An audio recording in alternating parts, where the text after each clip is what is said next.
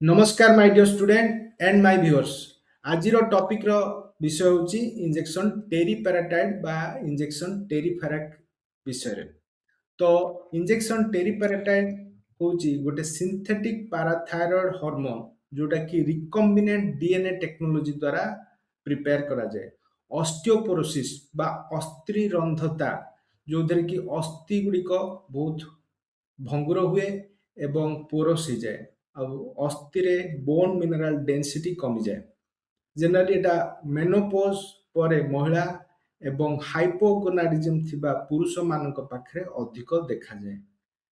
Injection टेरिफेराक new bone formation रे bone को stimulate करे आ बोन मिनरल डेंसिटी को बढ़ाइबारे सहायता करे।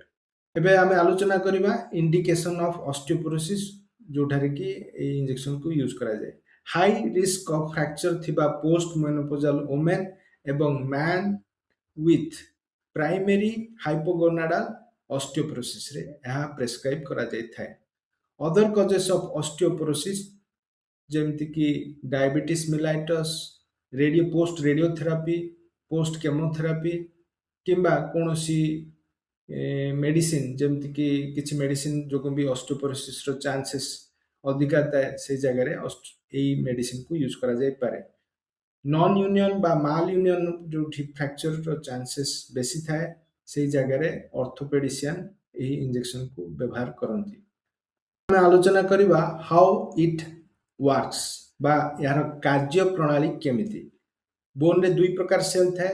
ଫାର୍ଷ୍ଟ ସେଲ୍ ନା ହେଉଛି ଅଷ୍ଟିଓବ୍ଲାଷ୍ଟ ବା ବୋନ୍ ଫର୍ମିଂ ସେଲ୍।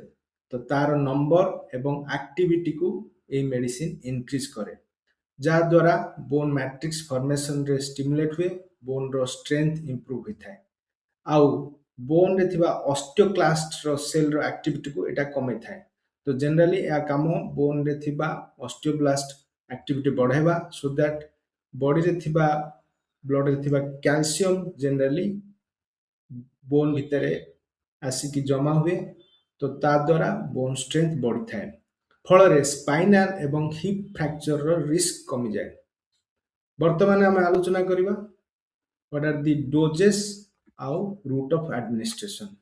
जनरली ए इंजेक्शन को सबक्यूटेनियस मोड रे दिया जाय थाए। एटा एब्डोमिनल वॉल, थाई एवं शोल्डर आ ई जगह रे दिया जाय। आ सबक्यूटेनियस जनरली एटा गोटे फ्री फील्ड इंजेक्शन भाबे आसे। आधरे गोटे निडल थाए आर गोटे डायल थाए। तो डायल रे 20 माइक्रोग्राम सबक्यूटेनियसली थरे इंसर्ट करी 10 रु 20 सेकंड पर्यंत चिपिकी रखा जाए सो दैट तारो सेटा से 10 रु 20 सेकंड भितर से मेडिसिन भितर को जाए। जनरली आर ड्यूरेशन होची 18 रु पाखापाखी 24 मास दिया जाय था। आउ मिनिमम कंटिन्यूअसली 18 रु 24 मास न देले यार अगेन बोन रो जो बोन फॉर्मेशन एक्टिविटी होची कमी जाए। तो 3 मास जदि आपण नै कि जदि मझरे ब्रेक कर दियंती ताहले ए मेडिसिन दबार कोनोसी बेनिफिट आपन को मिलिबनी। या संगे रे आपन को कैल्शियम विटामिन डी बराबर नवा दरकार।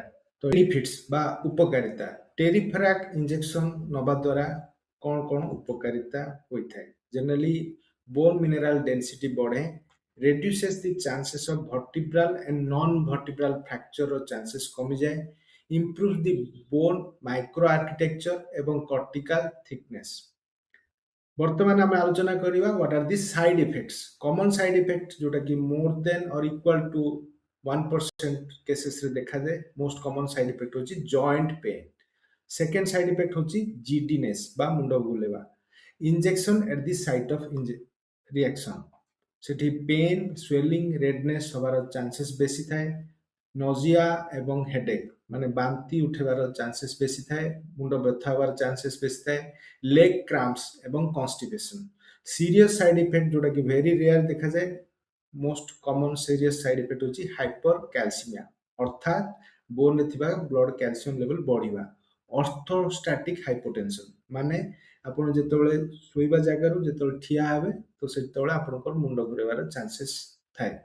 आ गोटे रेयर साइड इफेक्ट होची ऑस्टियोसार्कोमा बा बोन कैंसर। तो ସେଥିପାଇଁ ଆମେ ରେଗୁଲାର କ୍ୟାଲସିୟମ ଲେଭେଲ ମନିଟର କରୁ। ବର୍ତ୍ତମାନ ଆମେ ଆଲୋଚନା କରିବା what R the different precaution, କୋଉ କଣ୍ଡିସନରେ ଆପଣ ସତର୍କତା ଅବଲମ୍ବନ କରିବେ। ଫାଷ୍ଟ ପ୍ରିକସନ୍ ହେଉଛି ପେଜେଟ୍ସ ଡିଜିଜ୍ ଅଫ୍ ବୋନ୍। ଏଟା ଗୋଟେ ରେୟାର ଡିଜିଜ୍ ଅଫ୍ ବୋନ୍ ଯୋଉଥିରେ କି ହାଇପର ପ୍ଲାଷ୍ଟିକ ବୋନ୍ ହୁଏ। ପ୍ରାୟର ଏକ୍ସଟର୍ନାଲ ବିମ୍ ଅର୍ ଇମ୍ପ୍ଲାଣ୍ଟ ରେଡିଏସନ ଟୁ ଦି ସ୍କେଲିଟନ୍, ତ ସେଇ ଜାଗାରେ ଆପଣ ସତର୍କତା ଅବଲମ୍ବନ କରିବେ। ବୋନ୍ ମେଟାଷ୍ଟାସିସ୍ ମାନେ ବୋନ୍ର ଟ୍ୟୁମର ଯେତେବେଳେ ଅଲଗା ଅଲଗା କ୍ୟାନ୍ସର ଅଲଗା ସାଇଟ୍କୁ ମେଟାଷ୍ଟାସିସ୍ करे। ପ୍ରି ଏକ୍ଜିଷ୍ଟିଂ ହାଇପର କ୍ୟାଲସିମିଆ ବା ଯୋଉଟାରେ ଆଗରୁ ବୋନ୍ରେ ଥିବା ବଡିରେ କ୍ୟାଲସିୟମ ବଢିଥାଏ।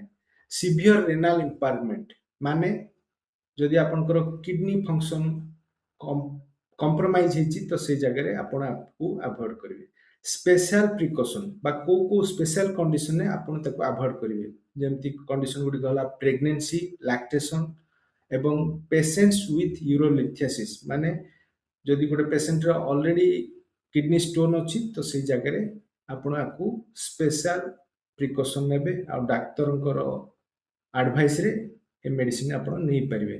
Doctor should prescribe calcium and vitamin D supplementation, ଯେମିତିକି ଆମେ ଅଲରେଡି ଆଗରୁ ଡିସ୍କସ୍ କରିଛୁ ଯେ ଡକ୍ଟର ଏଇ ମେଡିସିନ ସାଙ୍ଗରେ କ୍ୟାଲସିୟମ ଆଉ ଭିଟାମିନ ସପ୍ଲିମେଣ୍ଟେସନ ନେବା ଦରକାର। ତ ଆମେ ଆଲୋଚନା କଲେ ଇଞ୍ଜେକ୍ସନ ଟେରିଫେରାକ୍ ବିଷୟରେ। ଭିଡ଼ିଓଟିକୁ ଲାଇକ୍ କରନ୍ତୁ, ଚ୍ୟାନେଲକୁ ସବସ୍କ୍ରାଇब କରନ୍ତୁ। ଧନ୍ୟବାଦ।